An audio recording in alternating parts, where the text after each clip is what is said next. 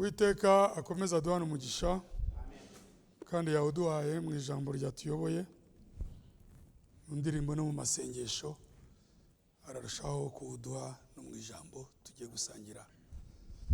Nkambashuje mu izina ry'Umwami wacu Yesu Kristo.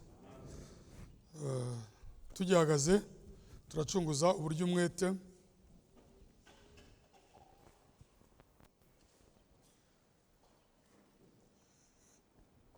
some muri Yohana igice cya 3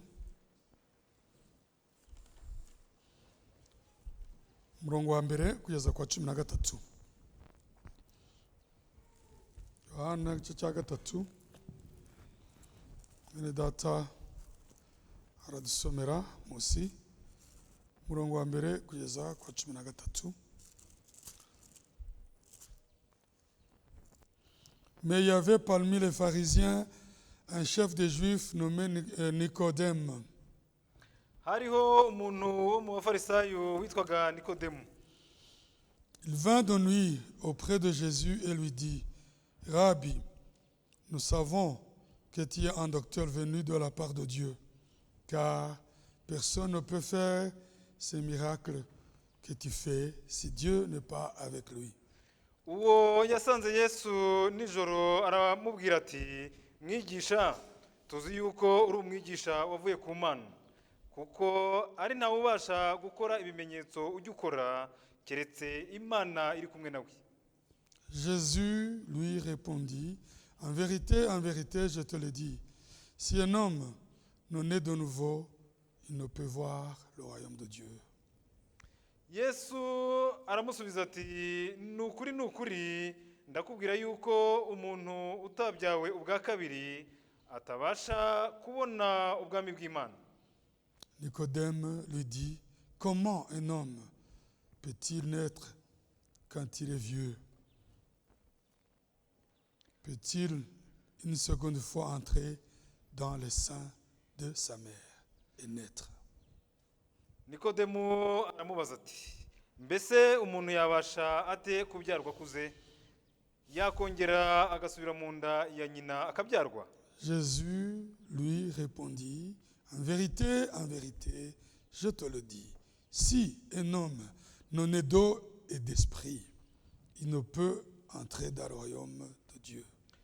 Yesu aramusubiza ati: Nukuri ndakubwira yuko umuntu utabyawe n'amazi n'umwuka atabasha kwinjira mu bwami bw'Imana. Ce qui est né de la chair est chair, et ce qui est né de l'esprit est esprit.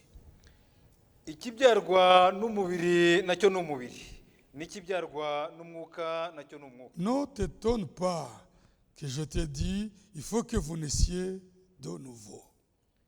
Witangazwa nuko nkubwiye yuko bibakwiriye kubyarwa ubwa kabiri. Le vent souffle où il veut, et tu en entends le bruit, mais tu ne sais pas d'où il vient, ni où il va. Il en est ainsi de quiconque est né de l'esprit. Umuyaga uhuha aho ushaka, ukumva guhuha kwawo, ariko ntumenya aho uva cyangwa aho ujya. Niko uwabyawe n'umwuka wese amera. Nicodème reprit la parole. Comment cela peut-il se faire? Nikodemu aramusubiza ati: Ibyo byashoboka bite? Jésus lui répondit: tu es le docteur d'Israël et tu ne sais pas cela? Yesu aramusubiza ati: Ukaba uri umwigisha w'Abisirayeli ntumenye ibyo? En vérité, je te le dis, nous disons ce que nous savons et nous rendons témoignage de ce que nous avons vu, et vous ne recevez pas notre témoignage. Nukuri ndakubwira yuko tuvuga ibyo tuzi kandi duhamya ibyo twabonye, nyamara ntimwemera ibyo duhamya. 13 hariho dusoreza: personne n'est monté au ciel, sinon celui qui est descendu du ciel, le Fils de l'homme qui est dans le ciel. Nta wazamutse ngo ajye mu ijuru keretse umwana w'umuntu wavuye mu ijuru akamanuka akaza hasi. Kamanuka akaza hasi. Uwiteka suko umugisha utagabanije ku ijambo rye. Twicare. Turashimira Imana nkuko twabyumvaga, yakomeje kutubanziriza imbere, ikatubera ingabo, ikanaduherekeza. Sibyo?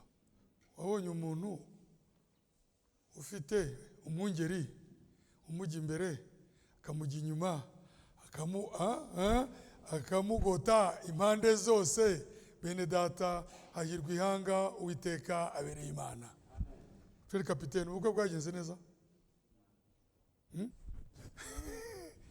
Washingiye n'umukobwa wawe?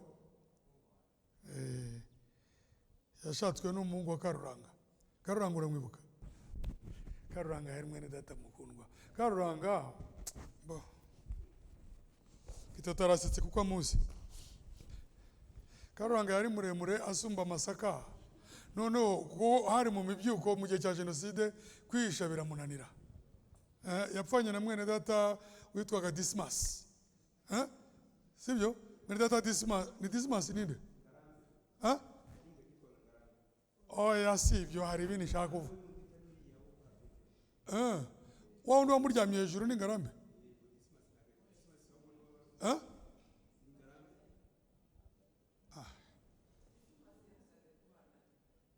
Yahagaze ku bana be? Byose ubuhamya buhari burakomeye. Bene data, uyu munsi turafatanya ijambo rivuga ngo ubumwe butagaragara kandi bukomeye bw'umubiri wa Kristo. L'union invisible et solide du corps de Christ. Umunyarwanda niwe wavuze ngo ubumwe butariho ngo buvanwaho n'inyama. Abantu bagapfa ibiryo, urumva n'ubundi nta bushuti bari bafite. Ubumwe bw'abana b'Imana ntaho buhuriye n'ibyirirwa byigishwa muri politiki. Ni ubumwe bufite inkingi ishorera imizi mu rukundo rw'Imana. Ubumwe butagaragara kandi bukomeye bw'umubiri wa Kristo. Mu gihe cya Jenoside bene data baremeye bapfana na bene data. Sibyo? Nibwo buhamya twavugaga. Umuntu rwose kavuga ati ntibishoboka, niba mumwica niko Karuranga yapfuye, turajyana. Umwe yareshya n'aka kabati, undi arareshya agira ngo ndamuryamaho. Amaraso ya Kristo ni igihango gikomeye. Turashimira Imana ko turi abana bayo. Turashimira Imana ko twabyawe nayo. Ubumwe butagaragara kandi bukomeye bw'umubiri wa Kristo. Abana b'Imana nizo mbaraga zabo, nuko babyawe na data.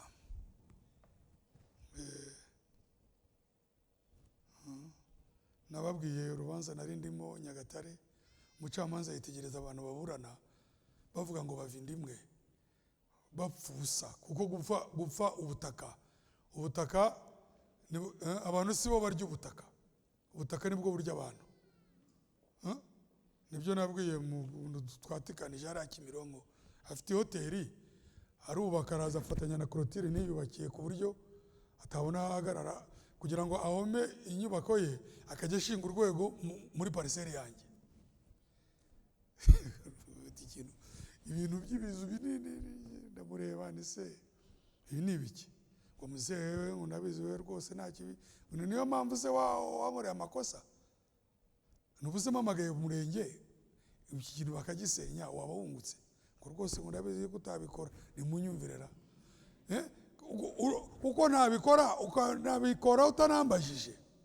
Ndamureba numva ndamubabariye, ariko mukubita amako kantu ndamugane nta n'ikibazo. Nta bantu si twe turya ubutaka nibwo burya abantu. Warongere neza ngo ariko ngo mbwije ijambo rire. Ntago twapfa ibizashira. Sibyo se? Ibyo ntago byatumurega umutsi ngo wandegereye wangiye gute. Ibi ni ibintu n'igitaka, niko umwami yavuze, uri igitaka uzasubira mu gitaka. Ariko kuvuka ubwa kabiri, kuvuka mu bwami, ukabyagwa mu bwami, ukabona sibyo? Ukabona ubwami. yavuze ngo hano ku murongo wa gatatu, dusomera umurongo wa gatatu, haravuga ngo Yesu aramusubiza ati ni ukuri ndakubwira yuko umuntu utabyawe ubwa kabiri atabasha kubona ubwami bw'Imana. umuntu utavutse ubwa kabiri ntashobora kubona ubwami bw'Imana. Yesu Kristo aratubwira ngo hahirwa amaso abona ibyo mubona n'amatwi yumva ibyo mwumva. Si byo se? Banezerwa cyane mu mwuka. Aravuga ati ndagushima, ibyo biri muri Luka 10. Data mwami w'ijuru n'isi, kw'ibyo wabihisha abanyabwenge n'abahanga ukabishurira abana bato. Turashima Imana ko twavutse ubwa kabiri. Turashima Imana ko tubona ubwami bw'Imana. Dusomera umurongo wa 6. Ikibyarwa n'umubiri nacyo ni umubiri, n'ikibyarwa n'umwuka nacyo ni umwuka. Ikibyarwa n'umubiri nacyo ni umubiri, n'ikibyarwa n'umwuka nacyo ni umwuka. Si byo se? Umuntu udashobora kubatiza mu mazi menshi mu izina ry'umwami wacu Yesu Kristo, kuko niko isezerano rivuga mu Byakozwe n'Intumwa 2 ngo nimwihane umuntu wese abatizwe mu izina ry'umwami wacu Yesu Kristo.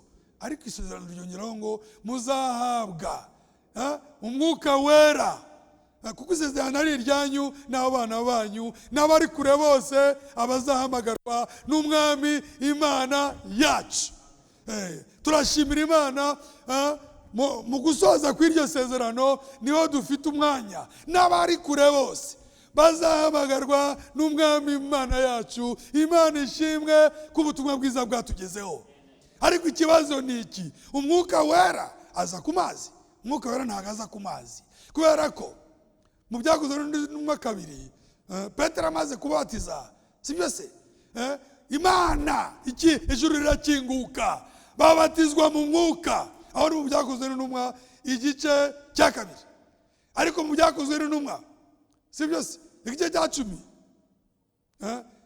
mu Byakozwe n'Intumwa igice cya 9, igihe Apolo yahuraga n'abantu bizeye ubutumwa bwa Yohana Umubatiza, ntabwo bwari ikinyoma, ariko bwari ubutumwa buteguza Kristo. Ntabwo bwari bwuzuye. Niyo mpamvu Pawulo yababajije ati mu Byakozwe n'Intumwa igice cya 19 ati mwahawe umwuka wera igihe mwizeraga? Ati nta nubwo tuzi ko umwuka wera yatanzwe. Si byo? Ngo bamaze kubyumva babatizwa mu izina ry'umwami wacu Yesu Kristo, ngo kandi buzuzwa umwuka wera. Ariko Petero ari kwa Koruneliyo mu Byakozwe n'Intumwa igice cya 10, muzahasoma. Murabyibuka iyo nkuru ukuntu Koruneliyo yari umugabo w'ingabo w'abanyamahanga ukiranuka, afite ikirere cyiza, kubera ko ubutumwa bwiza bwagombaga kutugeraho. Nubwo Pawulo mu Bagalatiya 2 yatanze ahuye na Petero akamuhamiriza uko Imana yamuhamagaye, Petero yamuhaye ikiganza aramubwira ati mbonye ko wangiza intumwa y'Abayuda ari wowe wakugize intumwa y'amahanga. Si byo? Kubera ko bari mu bwami bumwe, bakorera umwami umwe, asanga neza ubutumwa babwiriza burahura, amuha ikiganza. Nibyo Pawulo niwe ntumwa ya mbere y'umugeni wa Kristo w'amahanga. Ariko nubwo Pawulo ari we ntumwa ya mbere, ntabwo ari we wahaye imfunguzo. Muri Matayo 16 umwami yabwiye Petero ngo nzaguha imfunguzo z'ubwami bw'ijuru. Cyo muzafu haleluya. Tukaba dushimira Imana ko turi munsi y'ijuru rikinguye. Nubwo Pawulo ari we ntumwa y'amahanga washyizeho urufatiro, ariko umwami yubaha ijambo rye, umwami yubaha isezerano rye. Imfunguzo zawe Petero niwe wafunguye mu Bayuda i Yerusalemu, ni nawe wafunguye kwa Koruneliyo. Haleluya. Niwe uwa mbere wabwirije ijambo ry'Imana mu mahanga, kugira ngo umwami yubahirize ijambo yamubwiye ngo je te donnerai les clés du royaume des cieux. Nzaguha imfunguzo z'ubwami bw'ijuru. Matayo 16 hera ku murongo wa 18 no 19. Twumve vuba. Nanjye ndakubwira nti uri Petero, kandi nzubaka itorero ryanjye kuri urwo rutare kandi amarembo y'ikuzimu ntazarishobora. ariko garuka no kuri 17. Yesu aramusubiza ati urahirwa Simoni wa Yona kuko umubiri n'amaraso atari byo byabiguhishuriye ahubwo ni data wo mu ijuru. Haleluya. Ntabwo ari umubiri n'amaraso. 18. Nanjye ndakubwira ni uri Petero kandi nzubaka itorero ryanjye kuri urwo rutare kandi amarembo y'ikuzimu ntazarishobora. Nzaguha imfunguzo z'ubwami bwo mu ijuru kandi icyo uzahambira mu isi kizaba gihambiriwe mu ijuru n'icyo uzahambura mu isi kizaba gihambuwe mu ijuru. Aho ni 19. 20 mwumve icyitonderwa. Maze yihanangiriza abigishwa ngo batagira uwo babwira ko ari we Kristo. Kubera yuko ubutumwa butari ku isoko. Ubutumwa n'ubwiru buhabwa abo bwagenewe. Ni ainsi dit la parole. Arabihaniza ngo ntimugire uwo mubwira ko ndi Kristo. Kubera iki? Uwo zanshaka ko amenya ni njye uzamwiyereka. Nta matangazo yo kugera mubwira abantu ko ndi Kristo. Iyo ni impamvu ya mbere. Iya kabiri nuko bari kumuhiga igihe atarasohoza umurimo. Ryari ibanga. Ariko n'ubu nta muntu wereka Imana undi. Siko bimeze? Nta muntu wereka Imana undi. Imana irihishura. Kristo arihishura. Urabona ko mwami wacu yubaha gahunda. Nzaguha imfunguzo z'ubwami bw'ijuru. Umurongo wa 3 muri Yohana 3 hatubwiye ngo nukuri ndakubwira yuko umuntu natavuka ubwa kabiri ntashobora kubona ubwami bw'Imana. Ariko wabwinjiyemo arabubona. Ariko kugira ngo umuntu yinjire hakeneye yuko akingurirwa. Izo mfunguzo abagatulika bazi yuko bagereranije urukuro ko batekereza mu bwonko. N'igipango gifite icyugi ngo Petero ngo niwe ufite imfunguzo. 0. Ubwami n'ubu burafungurwa. Ubwami n'ubu bwinjirwamo. N'ubu ubwami abantu babuvukamo. N'ubu babwinjiramo. N'ubu ubwami buragaragara kuba Imana yiyeretse. Nzaguha imfunguzo z'ubwami bw'ijuru. Niyo mpamvu ku munsi wa Pentekote mu Bayuda Yerusalemu ryavuzwe ryaratashye. Umwami watanze isezerano yararisoje. Wa undi watinye ibirego by'umuja amubwira ati nange ntago muzi. Petero yari intwari no muri kamere ye no muri ayo matwara Imana ikayakoreramo. Niwe wenyine wagerageje gukurikira ngo arebe ibiba ku mukiza we. Nubwo ubuhanuzi bwari bwavuze ngo bazakubita umushumba intama zishwiragire, ariko Petero ni wa wundi wazamuye inkota aca ugutwi kumwe bari bagabye igitero, kandi byanditswe byagomba gusohora. Guca ugutwi yaramuhushije muri Nyiramivumbi ni mu cyico. Ntiyashaka kumugarika se, yaramuhushije. Ariko niyamugarika uwahomye wasubijeho ugutwi neza niya mukubita agapfa yari kumuzura. Urumva yuko karagagabo k'amashagaga sibyo se? Avuga ati sha intambara iratangiye. Ariko Yesu aramubwira ngo Petero subiza inkota mu rwubati. Ucisha inkota azicishwa inkota. Ubwami bwanjye si ubw'inyama n'amaraso. Iyo nshaka nari guhamagara. Sibyo? 12 régions d'ange. Imitwe 12 y'ingabo. Murumva ukuntu ijuru rifite ingabo? Ese ni ukuri? Nari guhamagara imitwe 12 y'ingabo n'abakomando kawari. Urumva ingabo z'Uwiteka? Zazindi zari zigose agasozi k'Idotani. Ese turabyizera? Hahandi Sarari. Kubera bene data kuba mu bwami ni kuba mu mutekano. Niyo mpamvu ubwami bufite ingoma, nta bwami butagira imbaraga. Ubwami bufite nyirabwo, ubwami bufite ingoma, ubwami bufite ingabo. Haleluya! Ubwami bukomeye, ngo ubumwe butagaragara kandi bukomeye bw'itorero ry'Imana. Abana b'Imana tugaragara nk'abanyantege, tugaragara nk'abadafite icyo batumaze, ariko turakomeye kuko turi mu ngoma ikomeye. Haleluya! Ingoma y'ubwami irakomeye kuruta iy'Abanyamerika. Murabyemera? haleluya. wowe wajya kuvuga ngo uri umupasiteri w'idini rikomeye ngo umugore wazajya abyarira muri Amerika. Tuvuke mu bwami ngo abone ngo citoyenneté américaine bimumarira iki? Kwizashya. Ariko twebwe umuntu wavutse mu bwami akaba afite ubwenegihugu bw'ijuru, ese ibyo murabyemera? Azwi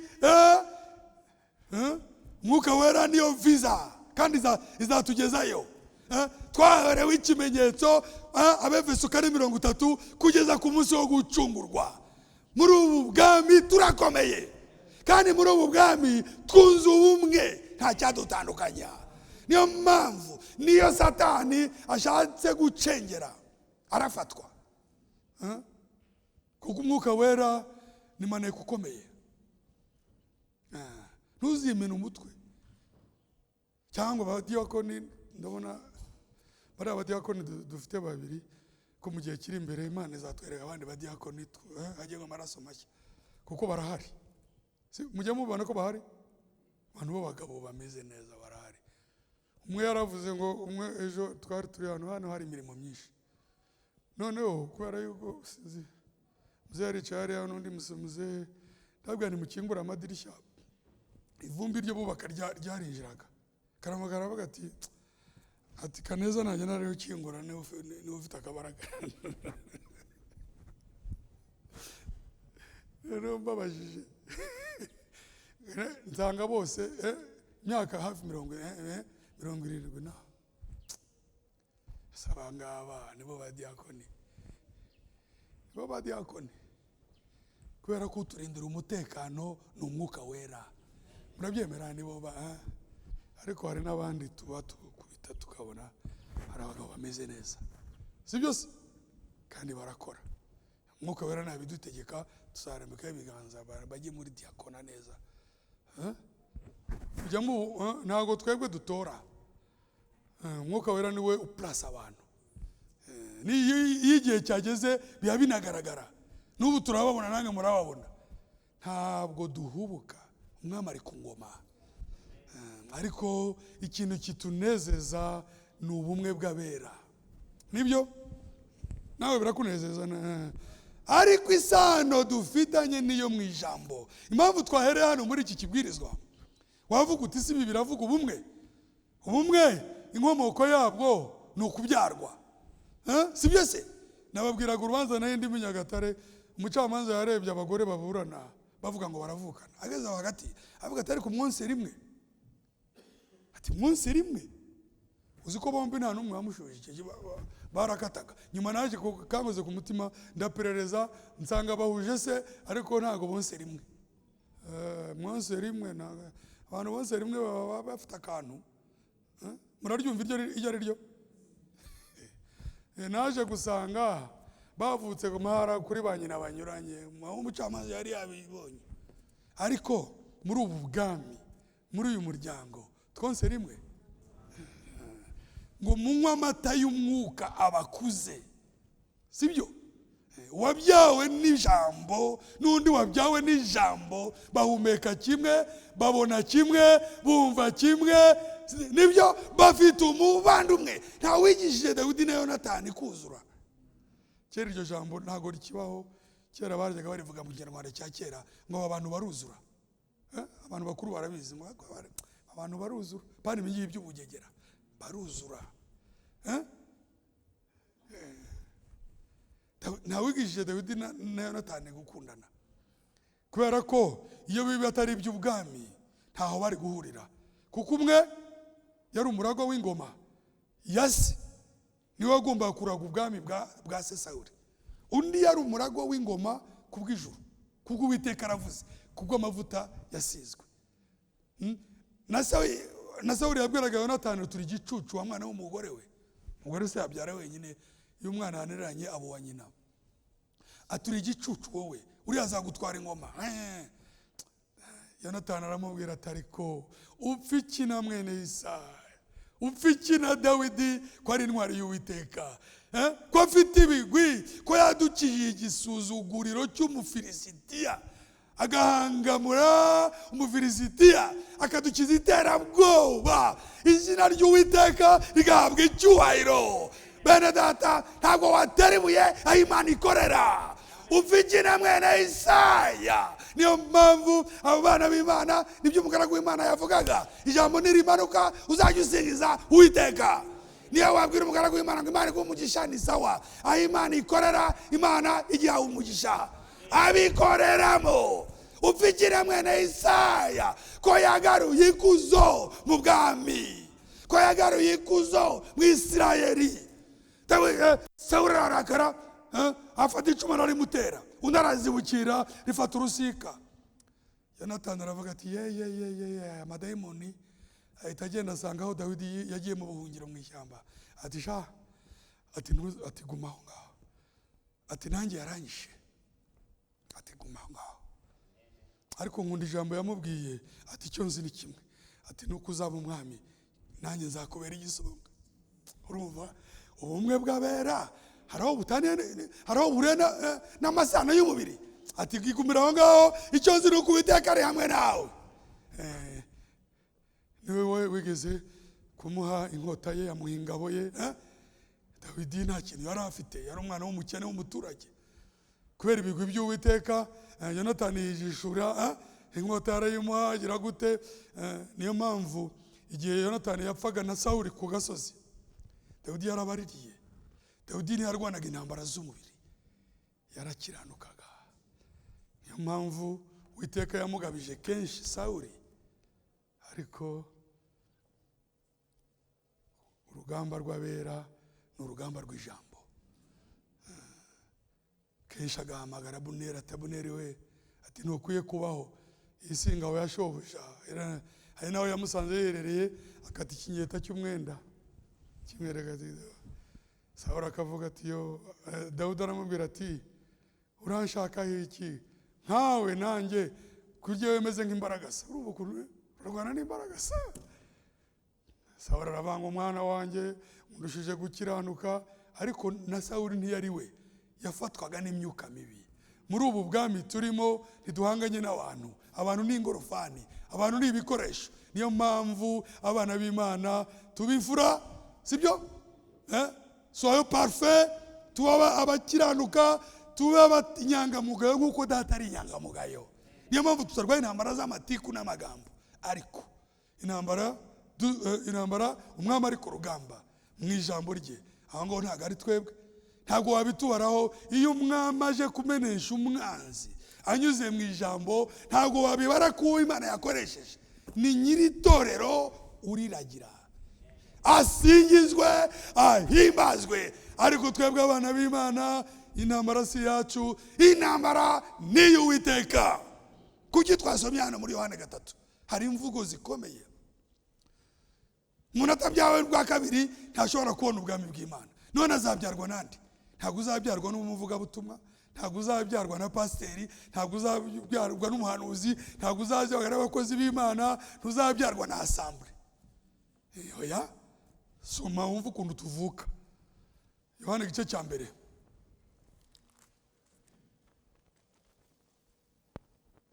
murongo wa 12 na 13.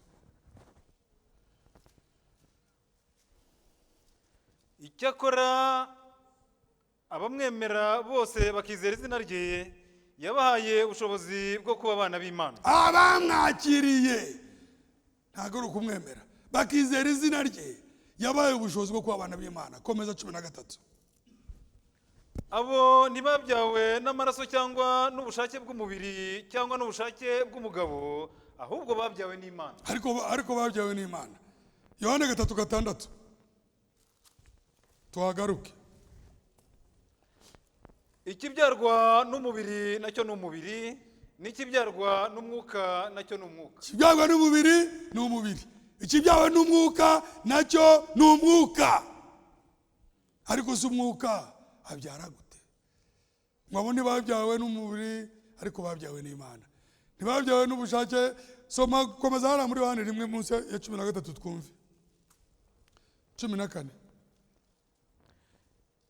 Jambo yabaye umuntu abana natwe, tubona ubwiza bwe busa n'ubw'umwana w'ikinege wa se, yuzuye ubuntu n'ukuri. sibyo se? Jambo ashobora kubyara, sibyo se?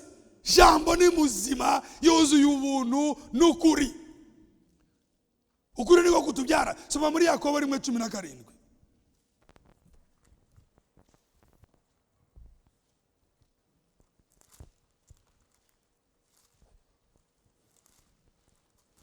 Yakobo 1:17.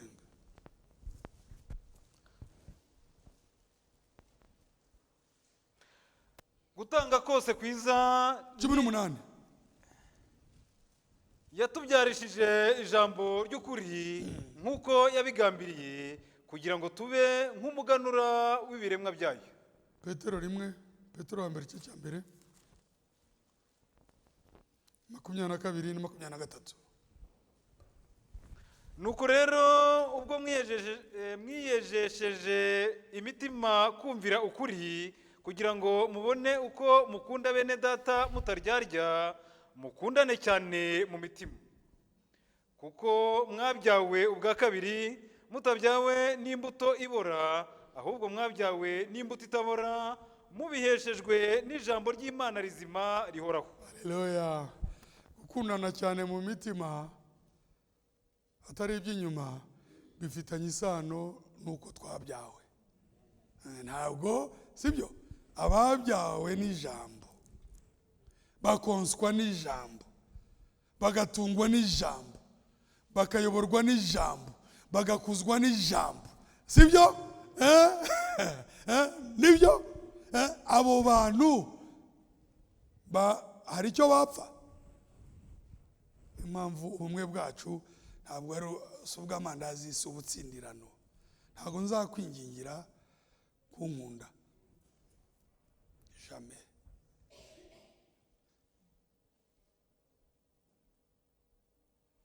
Nabikwingingiraho se byafata? Dona urumva byafata? None se wowe numaze imyaka n'imyaniko ari samuduha? Sibyo? Uri umuntu w'umugabo, ntufite inzu wamo n'amazu ukodesha. Ariko tekereza, ntabwo ndagera iwawe. Uzi waba nkunda ushaka iki? Urumva turi ku rugamba, ariko igipimo gifitwe n'ijuru, igipimo gifitwe n'Imana. Icyo nzi ni kimwe, abana b'Imana dufite urukundo. Kwa mbugize kujya ntago Frere Joseph, icyo nzi ni kimwe, tuna upendo wa kweli, dufite urukundo rw'umwimerere. Yes. Umufaransa yaravuze ngo l'imbécile a pris l'emballage et a laissé le cadeau. Ngo ikigoryi cyahitanye igifuniko gisiga impano. Urukundo rw'ijuru ntago rukeneye ibifuniko, ntago rukeneye ambaraje. Ni nk'ijambo rihishuwe, iyo rihamirizwa ntabwo rikeneye ambaraje, ni umwimerere, ririhagije. Jambo ririhagije, iyo rimanutse ntabwo rikeneye andi mashyengo, ntabwo rikeneye ibikarito, ntabwo rikeneye oya. Niturirekere izi uko ryakabaye kugira ngo rikore umurimo waryo uko wakabaye. Twabyawe n'imbuto itabora, ariyo jambo ry'Imana rihoraho kandi imbere ni heza, kuko iri jambo ntabwo rizadusiga mu cyeragati. Ndakurahiye, ubu bwami twavukiyemo, ikibyawe n'umubiri n'umubiri, ikibyawe n'umwuka n'umwuka, kandi ibyo bintu byombi natwe turabigendana. Dufite uruhande twabyawe n'umubiri, dufite n'urundi rw'umuntu w'imbere twabyawe n'umwuka. Ikibyawe n'umubiri n'umubiri, icyabyawe n'umwuka n'umwuka. Impamvu tuba turaha, ntabwo iri jambo ritunga uyu mubiri, ijambo ritunga ubugingo, ahubwo umubiri uba icyitso cy'umwanzi, ijambo rigahangana nawe. Nibyo? Ijambo rigahangana n'umubiri, rigahangana na Satani ufite igiti cy'umushingiriro. Urabona igishyimbo, witwaza umubiri, ariko yararushywa n'ubusa, uwatangiye umurimo azawusohoza. Nibyo? Azawusohoza atugeze ku gutungana kose. Niko bimeze. Nibyo Pawulo abwira Abefeso Efeso 1:5 ibyo Pawulo ahamiriza hano.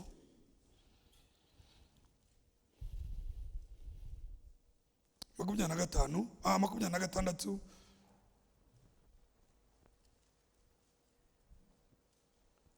na 27 igice cya gatanu. cya gatanu. Bagabo mukunde abagore banyu nk'uko Kristo yakunze itorero akaryitangira 26 ngo aryeze amaze kuryogesha amazi n'ijambo rye 27 aryishyirire rifite ubwiza ridafite ikizinga cyangwa umunkanyari cyangwa ikintu cyose gisa gityo ahubwo ngo ribe iryera ridafite inenge afin de la sanctifier après l'avoir purifiée par l'eau de la parole. ntabwo ari amazi n'ijambo, ni amazi y'ijambo. ntabwo amazi ari hano ngo ijambo ribaho, ahubwo ijambo niyo mazi atwuhagira. ijambo niryo ritweza. Yohana 15:3 niko Yesu yavuze. Yohana 15:3 none mumaze kwezwa n'ijambo nababwiye. Subiramo. None mumaze kwezwa n'ijambo nababwiye. Yohana 17:17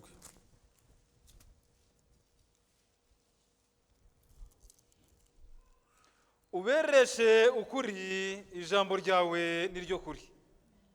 hano yarimo abasabira. Yohana 15 mwami arahamiriza justification. Yohana 15:3 ni ukwemerwa, sibyo? Ab'Imana yabyaye irabemera, ab'Imana yahamagaye ni abayo, kandi babaraho gukiranuka, kubarwaho.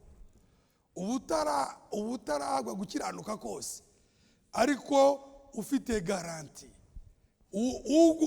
Utanga gukiranuka aba yaramaze kukwishingira, nibyo? N'ubu mumaze kwezwa. Jean 15:3 n'ubu mumaze kwezwa icara kubw'ijambo nababwiye. ni umurimo wuzuye. Mumaze kwezwa kubw'ijambo nababwiye. C'est une œuvre accomplie. Umwami arabitangaza kuko niwe weza. Hariya muri Yohana 17 yageze aravuga ngo niyeza ku bwabo kugira ngo nabo babe bejejwe by'ukuri. Ukuvuga ngo afata position yacu, ajya ku ruhande rwacu, agasinya, akiyemeza, agahamya ko turabera. Tumushime. N'ubu mumaze kwezwa kubw'ijambo nababwiye. Abangaba yabwiye ngo mumaze kwezwa kubw'ijambo nababwiye, ni nawe yasengeye mbere yo gutandukana nabo ngo data wera ubeze mu kuri, ijambo ryawe niryo kuri. Bamaze kwezwa ni justification, ni ukubarwaho gukiranuka. Ubeze mu kuri ni sanctification. Ni ukuvuga ngo iyo wizeye ukabatuzwa mu izina ry'umwami wacu Yesu Kristo, akaguturamo, akaguha umwuka wera, ubuvutse mu bwami. Ariko iyo umaze kuvuka mu bwami, nyirabwo akomeza umurimo, nibyo? Niyo mpamvu twicaye ahangaha buri munsi ijambo rikomeza kudutunganya. Siko bimeze? Ntabwo tuba twaje kugira ngo turebe ko haboneka abashya. Oya, ijambo rimanuka ku bwacu, riri hano kugira ngo ishusho ya Kristo iremerwe muri twebwe. Turashimira Imana ko twavutse mu bwami, tukaba dushobora kubona ubwami bw'Imana, tutabona abantu, tutabona abapasiteri, tutabona intebe, tutabona amatara, tutabona amaparafo, tutabona inabi abantu, ariko tukaba dushobora kurenza ibigaragara tukabona ibitagaragara. Aho niho tuzirikiye, ni naho imitima yacu ihurira, niho ihurizwa, niho twungira ubumwe bukomeye bw'umubiri wa Kristo. Si byose ubu bumwe ntabwo bwavanwaho n'amanzaganya. Ubundi ubukwe bwishwa n'amazimwe. Kera ubukwe bwajyaga bupfa.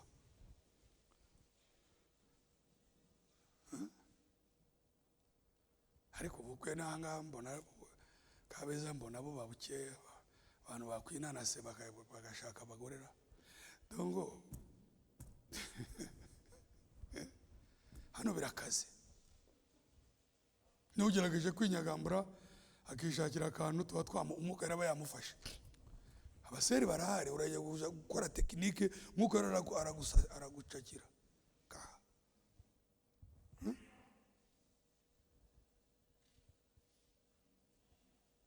nibyo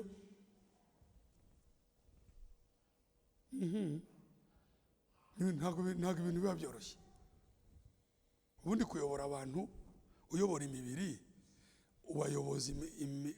ubayoboza imibare ubayoboza amayeri sibyo Jose tekinike ibintu bya psikoloji by'imitekerereze ukabashingira ukabaha amasertifika ukabatekinike ukabahuza abayoboke ni munange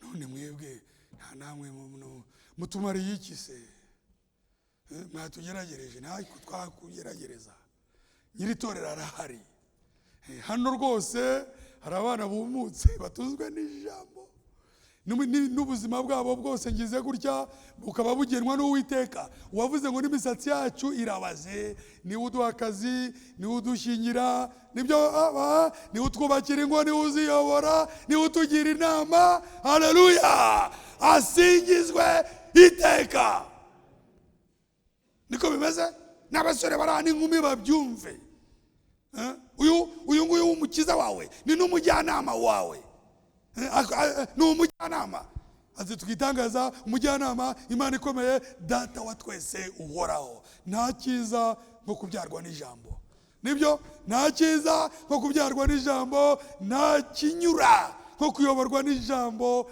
kubyarwa n'ijambo kwigishwa n'ijambo kuyoborwa n'ijambo gutungwa n'ijambo kugirwa inama n'ijambo kwambara ijambo kwiringira ijambo dutegereje agakiza mu mana yacu Imana uyu mwami wavuze ngo kugira ngo aryeze aryuhagije amazi y'ijambo aryishire aryuhagire ritagira ikizinga n'umunkanyari cyangwa n'ikindi gisa gityo uyu mwami arabishoboye uwatubyarishije ijambo rye azadukirisha ijambo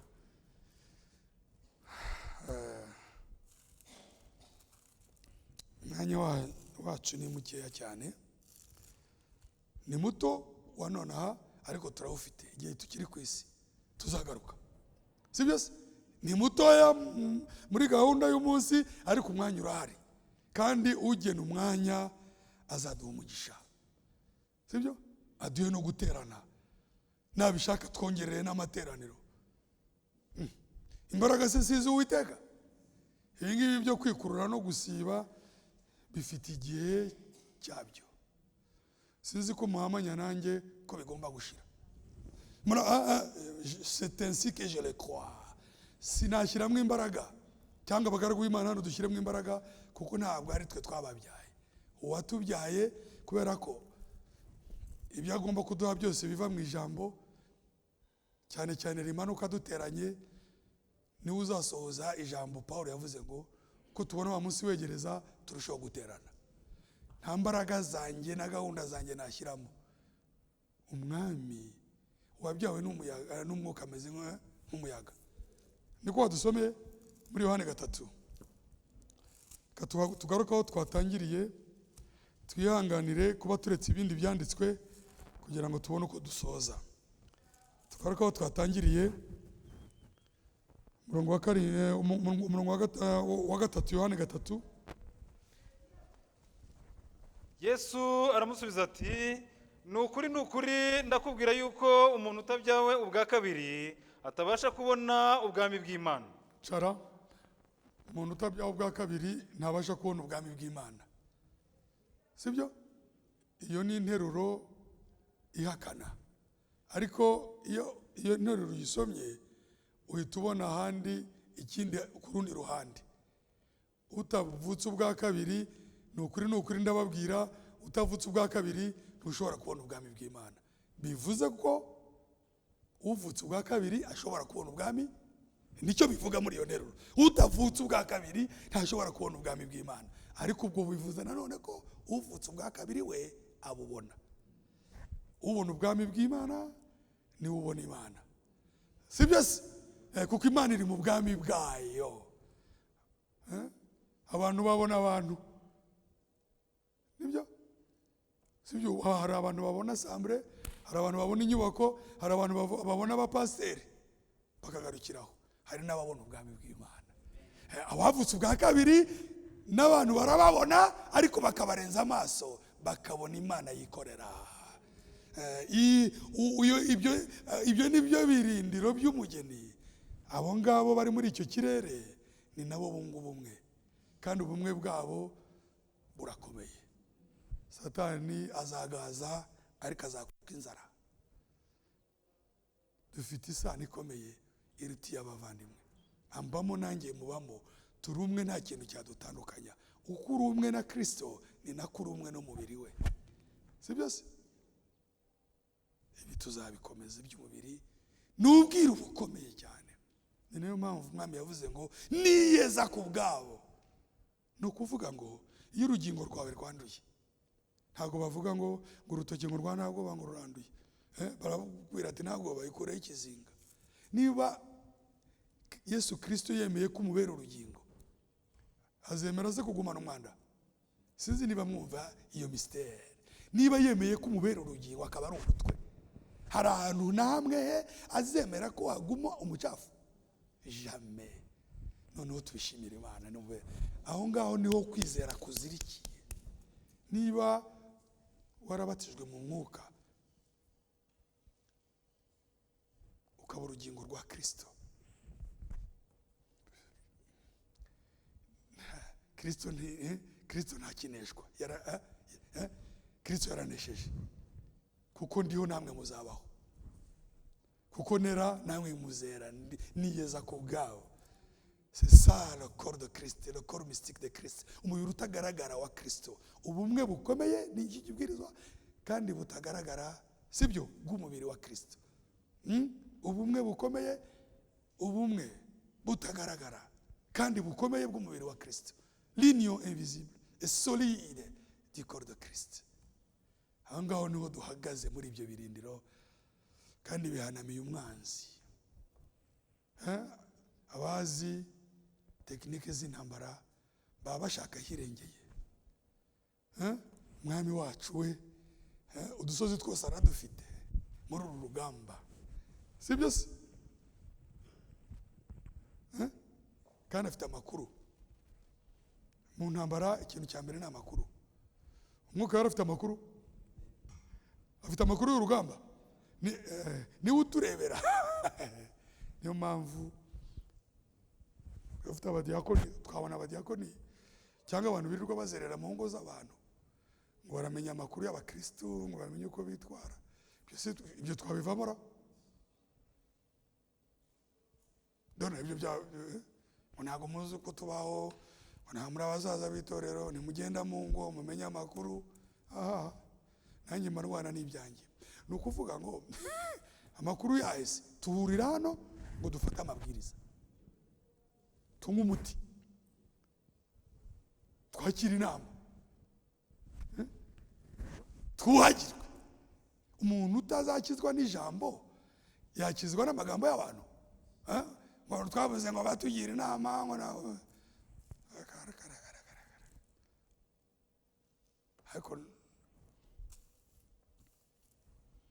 ariko watugisha inama ntabwo twayibura. Ariko ugiye najya gutuga umuntu ngo kutangisha inama kandi afite umujyanama umutuyemo. Niba Kristo agukemurira ibibazo, abapasiteri baba bashaka iki? Muranyurwa n'iyo position ni salama. Frère Joseph, ni salama. Abapasiteri watafanya nini? Keretse niba ushaka abami bazajya bagucyurira ko aribo bagutunze. Ariko umwami we akugira inama, akakwihanganira. Umwami wacu Yesu Kristo ari uwo yacyurira ngo niba ushaka abantu wababona, ariko hano reka twibere mu bwami, nibyo? Reka tunyurwe n'amabwiriza y'umwami twicaye mu bwami. Umurongo wa 7 umurongo wa 6, umurongo wa 3 turashimira Imana ko tubona ubwami bw'Imana tutabona abantu. Umurongo wa 6, ikibyarwa n'umubiri nacyo ni umubiri, n'ikibyarwa n'umwuka nacyo ni umwuka. 11 umurongo wa 8, umuyaga uhuha aho ushaka, ukumva guhuha kwawo, ariko ntumenya aho uva cyangwa aho ujya, niko uwabyawe n'umwuka wese amera. Le vent souffle où il veut. Murabona ukuntu umuyaga uhuha? Cyambere cy'umuyaga ntugira ibara, umenyekanira ku bikorwa byawo. Ntushobora kumenya ngo uvuye aha ugiye aha, ngo niko n'uwabyawe n'umwuka ameze. Tuzabibona Paulo wabwira Abakorino ngo wabyawe n'umwuka asesa byose, ngo ariko we ntawe umusesa.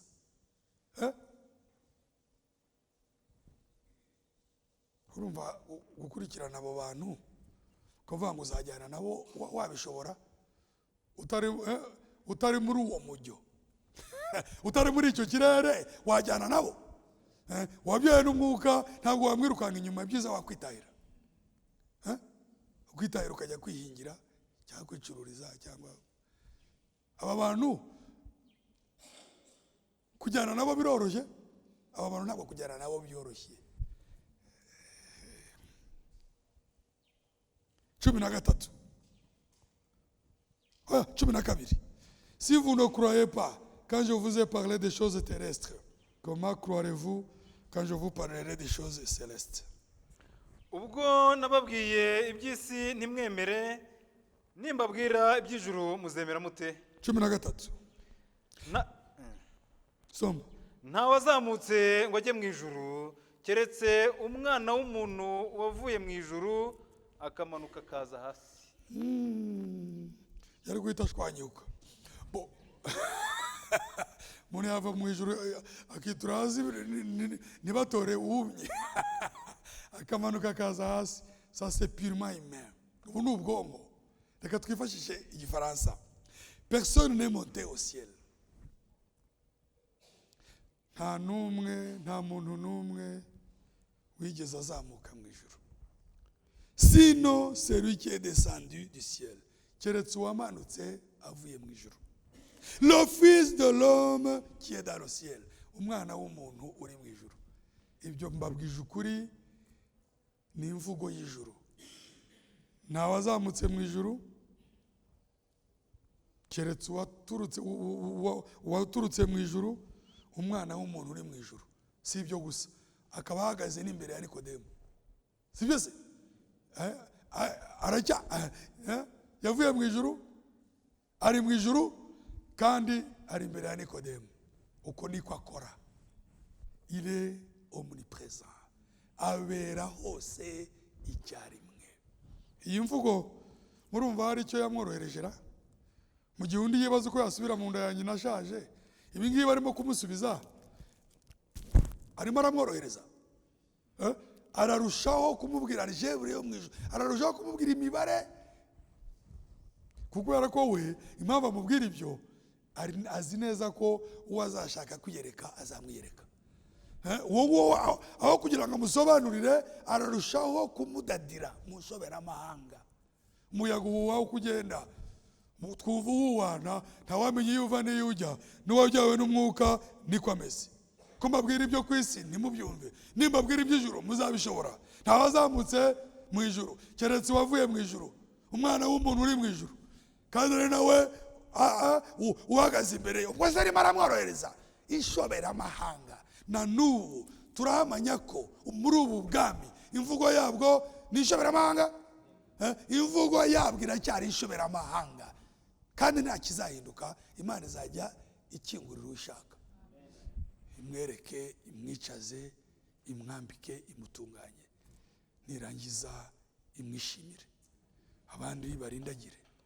Ese twabyira gute dona? Barindagire. Nuko nguko bimeze. Umwana w'umuntu uvuga ari mu ijuru kandi akaba ari no hagati yacu, na n'ubu ibirindiro bye biri mu kirere cy'umwuka kandi akaza akikorera. Murabyemera? Ahagaze mu bwami bwe iburyo bwa data nk'uko Stefano yamubonye, kandi yarangiza akavugira imbere yacu.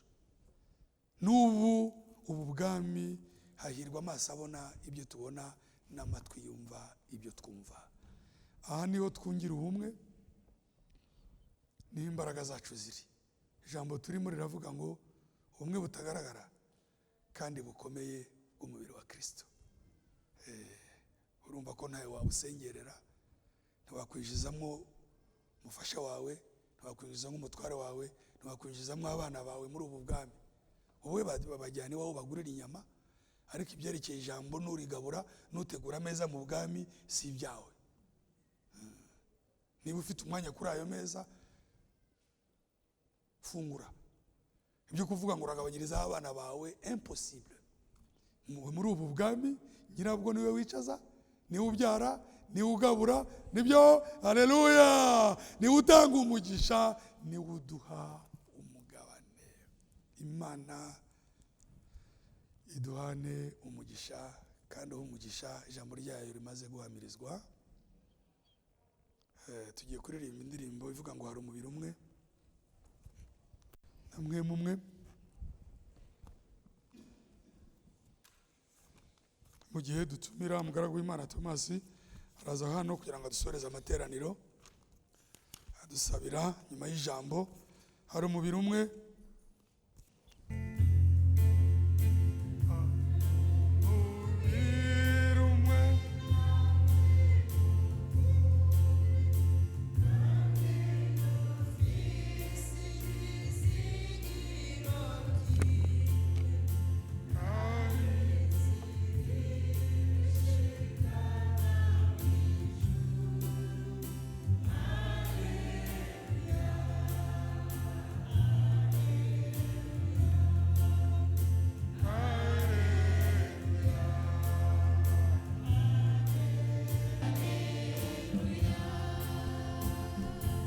yo kumva ijambo umwuka dushoboje, ko turi imbere y'umwami. Bigushobokeye wamanika amaboko tugafatanya, ukabumbura umunwa, dufatanyije hamwe tugarura ishimwe ku mwami. Dusenge. Data wa twese uhoraho, wowe uri hejuru y'amajuru yose, uri umwami hagati yacu. Mwami, tuboneho akanya ko gushimira ubw'aka kanya tumaze twumva ijambo ryawe. Waserutse uri mu mubiri, Nikodemo aragusanga, Mwami, umuganiriza gahunda yari yakuzanye. Niwe mfura, ubupfura bwacu tukaba ari we tubukeshaho. Uhoraho, ijambo ryawe wavuze ukarisoreza mu gihe gikwiriye, ugatuma marayika wawe agasanga Mariya agira kwizera, urema umubiri wawe mu nda ya Mariya. Uhoraho, ijambo ry'igihe ryatugezeho, riracyatugeraho, kugira ngo Mwami, biciye muri iryo jambo, mu gihe turyakiriye tukavukira mu bwami bwawe, tukaba tubigushimiye Mwami. Nk'uko twabashe kubyumva, wowe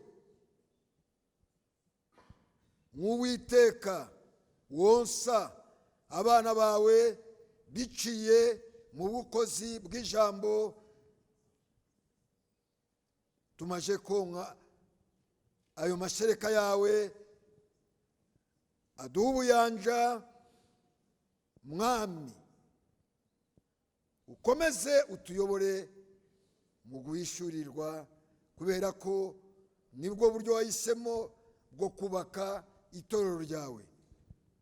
Mwami, fatanyije n'abera bawe, n'igihe tuza guhurira hano, Mwami, tugushimira ibyiza wadukoreye, fatanyije amwe nabo, ni wowe tugaruriye ishimwe muri aka kanya, kubw'ukuboko kwawe k'ubushobozi ukomeza kuturamburaho ejuru, uhurizamo imigambi y'umwanzi wawe. Komeza utubere ingabo idukingira, udufasha muri iyi si y'umwijima, mu gihe twambaye n'uyu mubiri ukeneye kuzahindurwa. Umugisha mwene data umaje gukoresha ijambo ryawe, ari wo mugisha wa mbere dukeneye. Ijambo ryawe rikomeze mu mitima yacu, urivomere ryera imbuto nyinshi. Mwami, tugiye gushingura ibirenge byacu hano dusubira amacumbi, uko abanye natwe ukatugeza hano amahoro, uze no kutugeza mu ngo zacu amahoro. Irangiza ry'uyu mwaka turarikweretse, tukwereka n'umwaka utaha, kubera ko gahunda yawe irabandanije.